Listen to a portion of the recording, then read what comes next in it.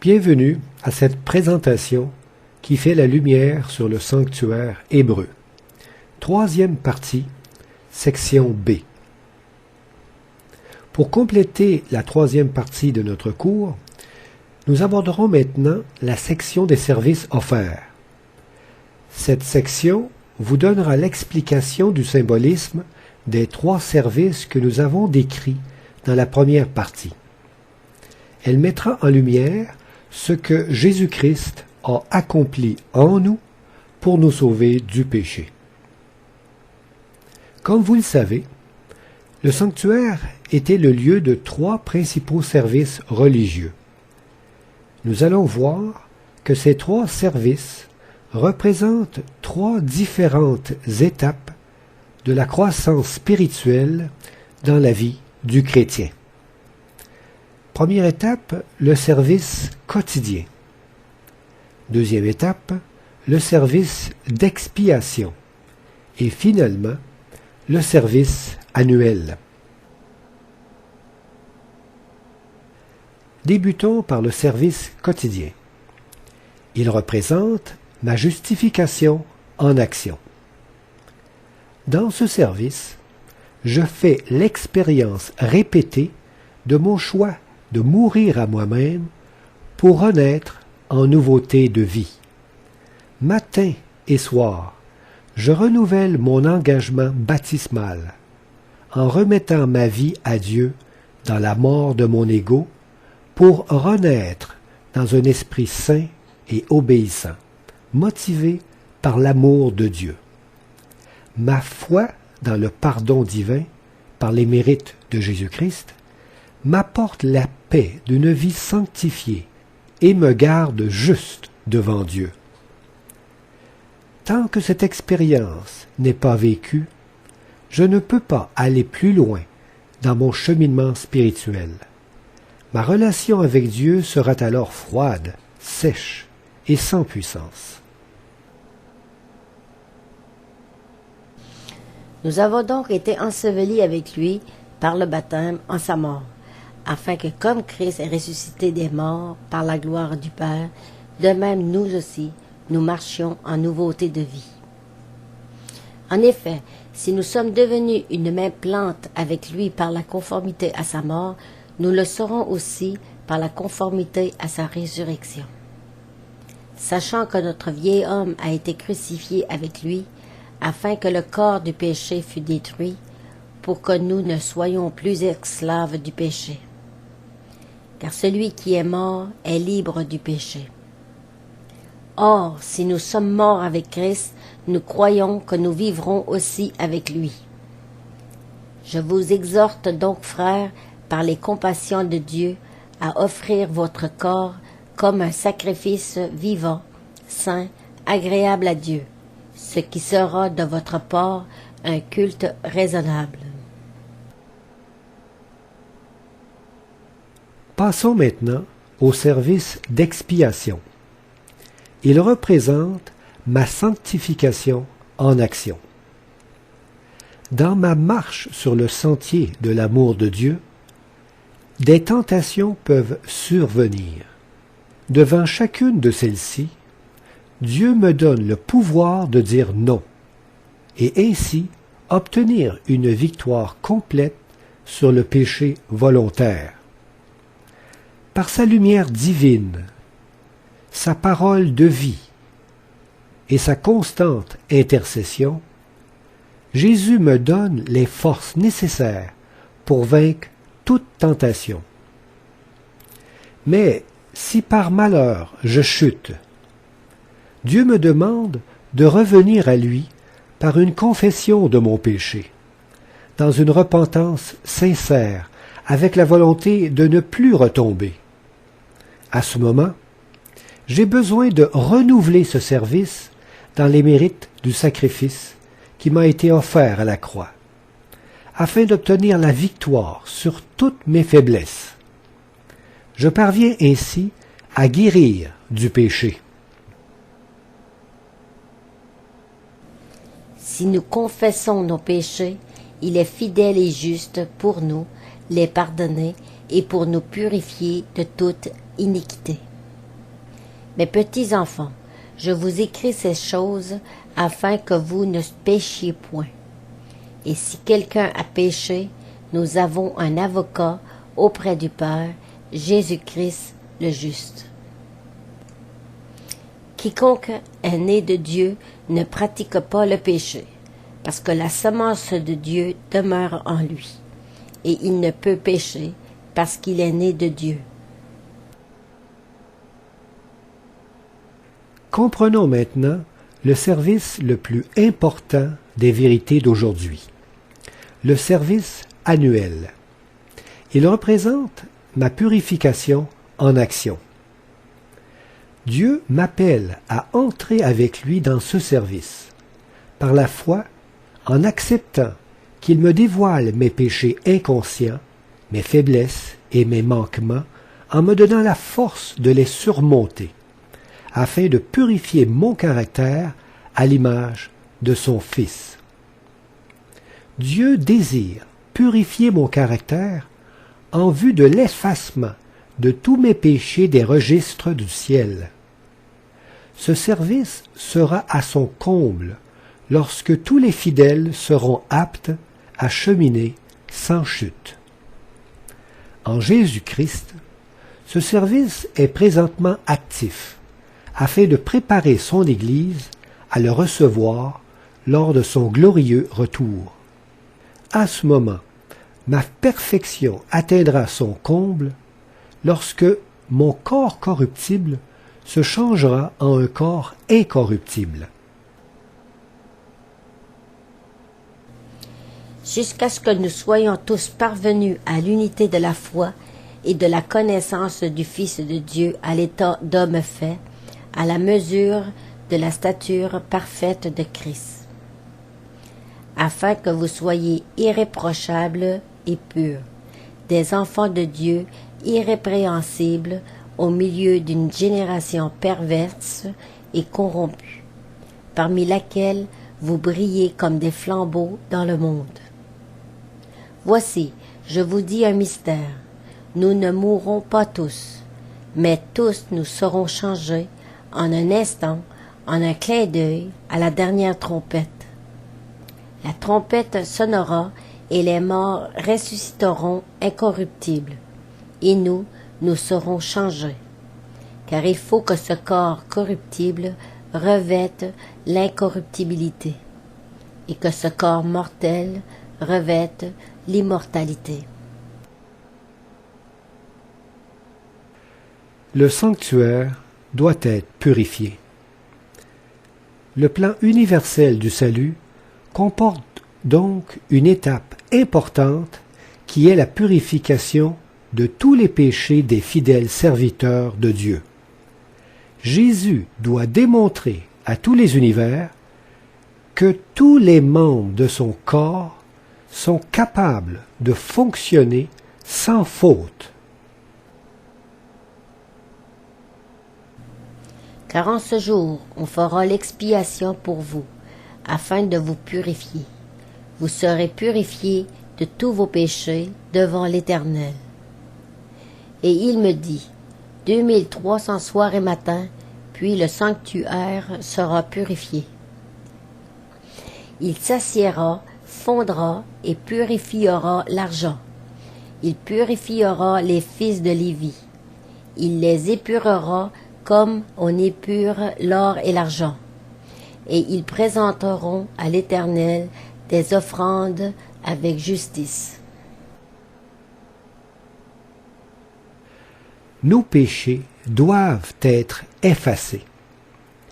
L'œuvre de purification dans le lieu très saint du sanctuaire céleste effacera tous les péchés des élus inscrits sur les registres du ciel. La mémoire de ces péchés sera effacée dans tout l'univers. C'est moi qui efface tes transgressions pour l'amour de moi, et je ne me souviendrai plus de tes péchés. Si le méchant revient de tous les péchés qu'il a commis, s'il observe toutes mes lois et pratique la droiture et la justice, il vivra, il ne mourra pas. toutes les transgressions qu'il a commises seront oubliées. Il vivra à cause de la justice qu'il a pratiquée. Ne pas confondre pardon et purification.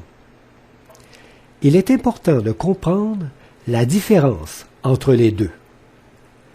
Autant le parvis est différent du lieu très saint, autant le pardon des péchés est une étape différente de la purification de ceux-ci.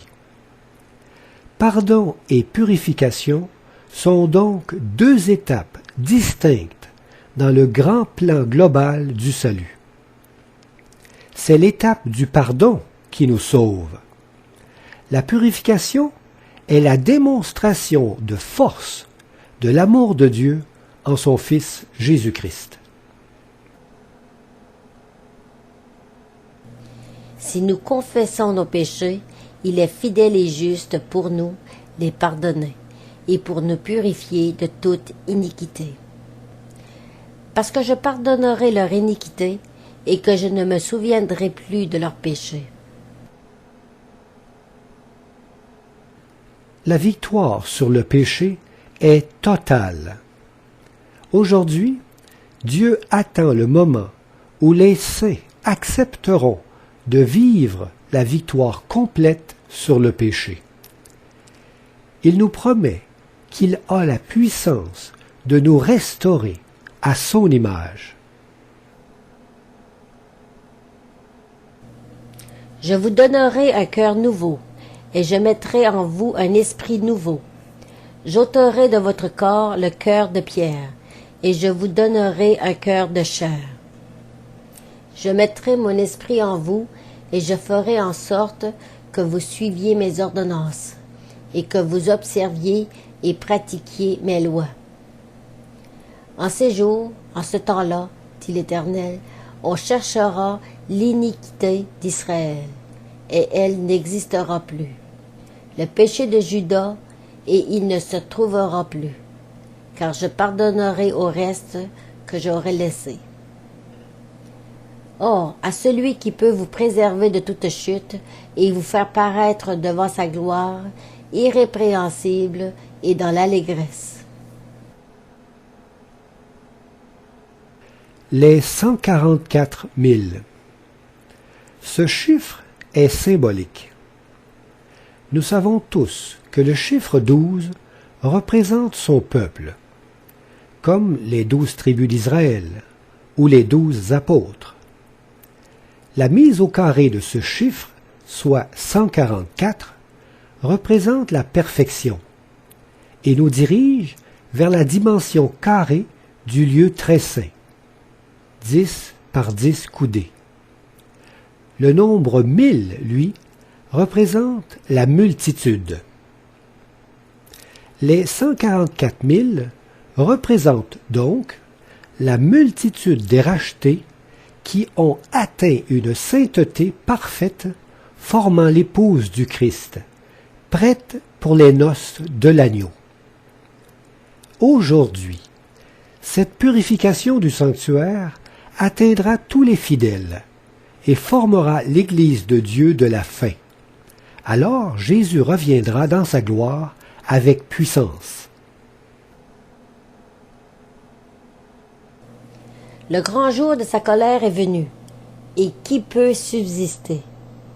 Je regardais, et voici l'agneau qui se tenait sur la montagne de Sion, et avec lui 144 000 personnes, qui avaient son nom et le nom de son Père écrit sur leur front. Et dans leur bouche, il ne s'est point trouvé de mensonge, car ils sont irrépréhensibles. Afin de faire paraître devant lui cette Église glorieuse, sans tache, ni ride, ni rien de semblable, mais sainte et irrépréhensible. La ville avait la forme d'un carré, la longueur, la largeur et la hauteur en étaient égales. Il mesura la muraille et trouva 144 coudées, mesure d'homme, qui était celle de l'ange. Dieu désire nous purifier à l'image de son Fils Jésus-Christ. Après avoir effacé mes péchés de l'univers, Dieu ne se souviendra plus de mes fautes passées. Je n'aurai moi-même plus souvenir de mes transgressions. Même Satan n'aura plus en mémoire mes faiblesses. Dieu me considérera comme si je n'avais jamais péché de ma vie, et selon sa promesse, à l'image même de son Fils, qui n'a jamais péché. La foi est la conviction que ce que Dieu dit, il le réalise.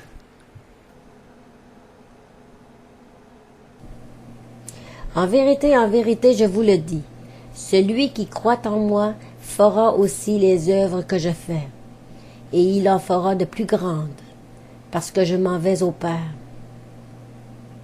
Car ceux qu'il a connus d'avance, il les a aussi prédestinés à être semblables à l'image de son Fils, afin que son Fils fût le premier-né entre plusieurs frères.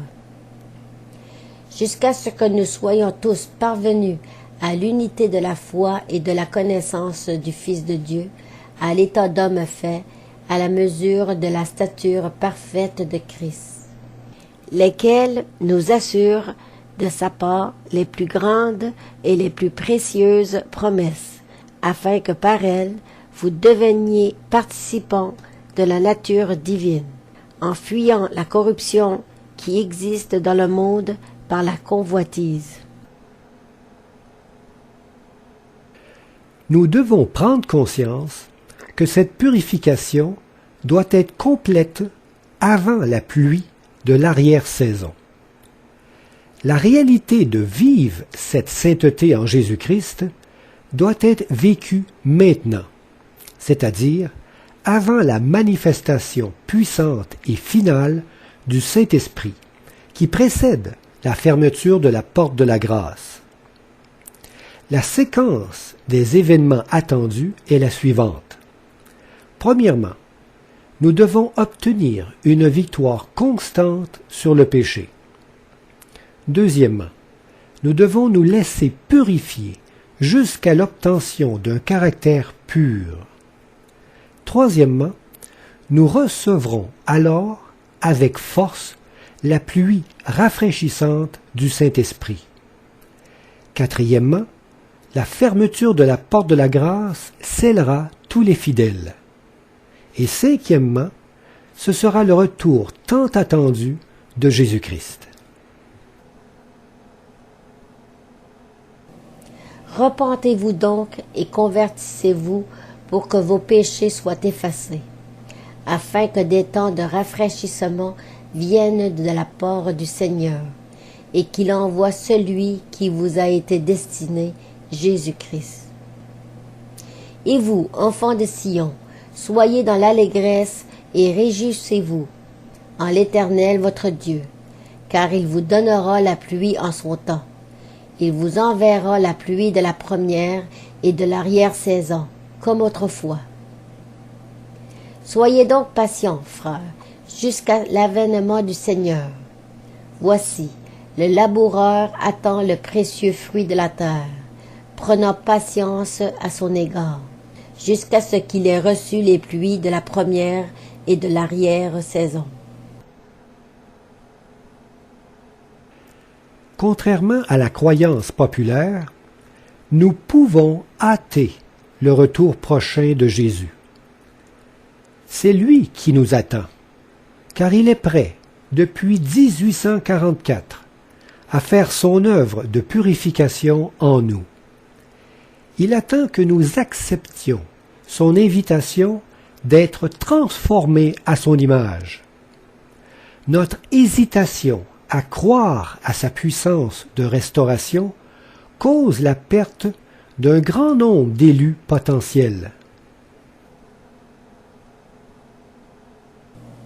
Le Seigneur ne tarde pas dans l'accomplissement de la promesse, comme quelques-uns le croient, mais il use de patience envers vous, ne voulant pas qu'aucun périsse, mais voulant que tous arrivent à la repentance.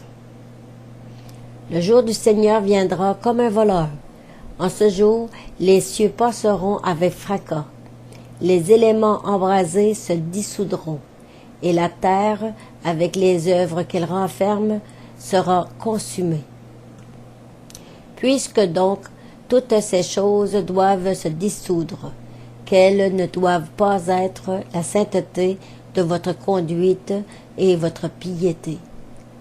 Tandis que vous attendez et hâtez l'avènement du jour de Dieu, à cause duquel les cieux enflammés se dissoudront et les éléments embrasés se fondront.